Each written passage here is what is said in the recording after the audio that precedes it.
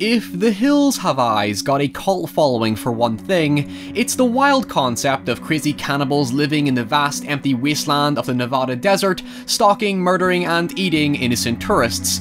And yes, while that is basically the premise, The Hills Have Eyes sought to be more than just a bizarre twist on the splatter genre that would in part kickstart those niche pulp inbred cannibal killer flicks that sparsely pop up randomly over the years. Sure, the cannibal boom of the 70s and 80s was more of an Italian thing that returned to the whole primitive tribal mentality to challenge contemporary assumptions of what civilized society really was in a time of political and social unrest. Yet, while The Hills Have Eyes doesn't hold a severed arm to many of those films, mostly because it avoided the video nasty tag by reducing its obscenity as much as possible, making for just a pretty average horror movie in comparison to what the Europeans were getting up to, it has its place in Western cinema as another casual commentary on American culture that gravitated towards the shocking on-screen violence that eventually desensitized and became popular amongst the general audiences. So let's talk about why The Hills Have Eyes.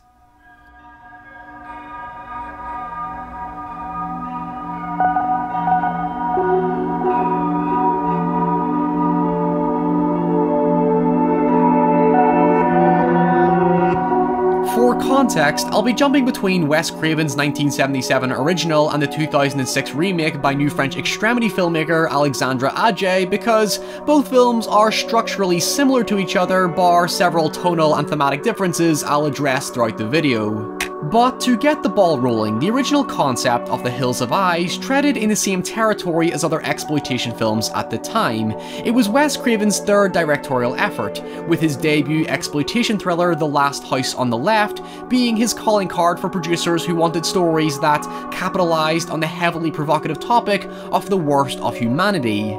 The thing was, however, Craven wanted to drift away from such dire subject matter, yet with enough persuasion he decided to take a more exaggerated approach on the whole premise of civilized people falling into savagery when faced with unrelenting danger, by adding humour and eccentricity without compromising on the social criticism that still has relevance today. In his own words, Craven was pretty open about wanting to avoid uncomfortable human depravity, except The Hills Have Eyes was ultimately just an extension to the same idea behind The Last House on the Left, where it could have theoretically have been its own anthology if Hollywood producers weren't such pussies when it came to controversy. Would you believe it? Whereas The Last House on the Left played on the premise of letting stranger danger into the safe confines of your home and showing us how far some might be willing to go to protect their loved ones, The Hills Have Eyes strips its protagonists of the familiar, harmonious middle-class household and deprives them of their taken-for-granted luxuries, to which they themselves become the unexpected intruders to a family who see the wilderness as their home. Essentially, the story is about a feud between two culturally different families where morality and civilization have no place in survival, because when it comes purely down to our own safety, we are all equally capable of doing terrible things to each other. Sure, it doesn't sound like a new thematic angle because obviously Last House on the Left had already did it, but for the 70s it was still a new emerging trend in horror cinema. It challenged moral assumptions about good and bad characters. Until then, most stories were largely binary about their heroes and villains, and while The Hills Have Eyes does establish these archetypes initially, it concludes with a pretty clear message that morality and civilized culture is a product of fabrication when we harrowingly witness our joyful, passive, caring hero Doug horrifically batter the ever-loving shit out of the main villain, while the villain's sibling stares traumatized and emotionally broken. While researching for the idea in the New York Public Library, Craven's inspiration for the story came from the legend of Sonny Bean, the leader of a 16th century Scottish clan made up of Bean's children sustained through incest, who were said to have brutally murdered and cannibalized over 1,000 people. While the authenticity of the story is questionable given the inconsistencies of various sources, Craven wasn't so much interested in the cannibal incest inbred family clan, but rather their treatment after being arrested, where they were hanged, drawn, and quartered. This was a method of torturous execution which Craven saw as extremely twisted and barbaric for such a supposedly civilized society who went after the clan for being, well, just as barbaric. As such, the way Craven described the film, it was about showing a symbolic relationship between class cultures and the conflict between those catered to by society for reinforcing traditions and ideals, and those marginalized, neglected, and forgotten to waste away for not conforming to social order. Now, this is where things get heated. I'm going to tread pretty carefully around this because politics and the internet have a temperamental relationship, shall we say. Generally speaking, a large part of the film's first act is establishing the leader to our protagonist, Big Bob, an aggressively patriotic, gun-loving, xenophobic, sexist, racist, and everything in between.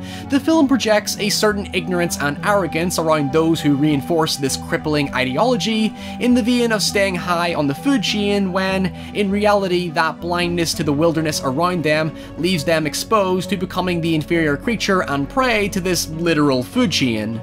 It's not so much a jab at any political stance per se. The film is trying to be as broad and neutral as possible to a certain degree.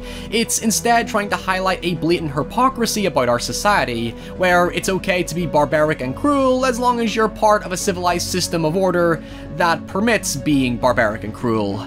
Big Bob then justifies a certain savagery behind his beliefs because it's what their nation is kinda built on: protection and survival.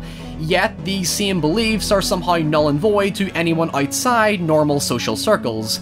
In other words, the cannibals, despite following the same order as Big Bob, are the deviant nonconformists and thus have no right to uphold the same values. Because that's human nature for you. The 2006 remake does take a more satirical route with this, but ironically it comes off as pretty hypocritical itself actually. On the one hand, I agree with the sentiment that the remake is a little too preachy about its politics by having big conservative Bob persistently belittle Doug for being a weak pacifist liberal, yet then it decides to conclude with Doug embracing Bob's gun-toting patriotism where he goes off on a vengeful rampage. I mean, it doesn't hurt the film from an emotional angle, but given how touchy politics is these days, it does have a pretty inconsistent statement about society's ideological divide.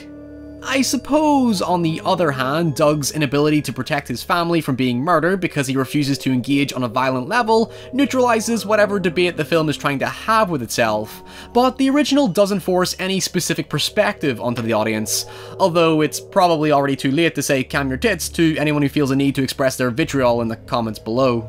That said, Ajay himself expressed that he approached the remake as a European outsider, commentating on what he perceived as an American divide based on Craven's original output. It's not trying to be cynically offensive, even if it probably is just as ignorant, but instead magnify a perspective that the outside world might have of America. The last point I'll make about the remake is the radioactive mutants angle it takes. In the original, it's really just established that the gas stop worker was the leader's father who abandoned his son to die in the hills because of his violent tendencies, but survived and cultivated a family defined by violence and savagery. In the remake, they basically take on the idea that the military were testing nukes and shit and the family were mutated by radiation, suggesting that they are a direct result of the military's engagement in war and power retention, perpetuating the same cycle of violence and savagery. I mean, it is an interesting take, but like with its confusing approach to politics, it's muddled and sometimes patronizing in execution. From a horror standpoint, the use of daylight and wide, desolate cinematography conveys a palpable sense of paranoia and exposure. The family constantly look like lit-up easy targets, and the continued ignorance of Big Bob only leads them down into further danger by splitting them apart both figuratively and literally. The cannibals are shown to be incredibly cunning and strategic in their attacks, unlike the remake that goes mostly for the unreasonable, psychopathic approach. There is a constant motif surrounding father figures. Big Bob and his son Bobby, named after him, is a clear symbolic statement about trying to pass on your ideologies to another generation, where Bobby is kinda shown to question aspects of it when Doug takes over as another role model, again reinforcing two ideologies at conflict with each other, showing both their goods and their bads. In either film, I don't think it really goes anywhere, but if there's one thing the film does to keep you engaged in the drama, is how natural their personal conflicts and relationships are. In the remake, it's obvious that Bob and Doug have extreme differences that manifest into whatever conclusion it decides to come to, whereas in the original, there's a point to be made about Bob being overly protective and cautious about being behind enemy lines. And he's actually right, his worries are genuine and justified, and when it comes to Doug, he kinda just shrugs it off like a laid-back hippie, putting his guard down, which ultimately becomes the very thing that gets his wife and mother-in-law killed. I'm not convinced The Hills Have Eyes always hits the mark with its point. That is, if it even has a point.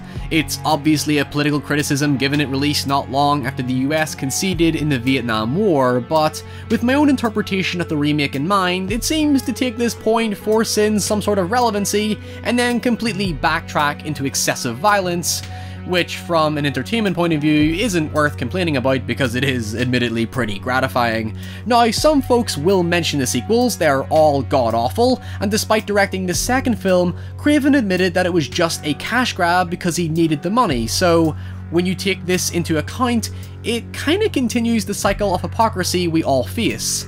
For as much as we drone on about our values, morals, and integrity, when the going gets tough and we succumb to the pressures of the world, we simply switch to the one value that means the most to us. We do what we need to survive. Hey folks, thank you so much for watching. Let me know your thoughts on The Hills Have Eyes in the comments below, because I'm sure many of you have things to say given the political undertones of the film and how politics and the internet have a pretty nasty relationship with each other. If you enjoy what I do here and you want to support the channel and help me to sustain this as long as I can, then please do consider heading over to Patreon, where for just a few dollars a month you can get early access, vote on future videos, get your name in the credits, find out what I'm doing in the future, and even more exciting, access our exclusive Discord community where you can tell me what you're watching, playing, reading, share your art, share your own work with me. So I hope to see you over there very soon. And yeah, follow me on Twitter and Instagram, stay safe, and I'll see you all very soon.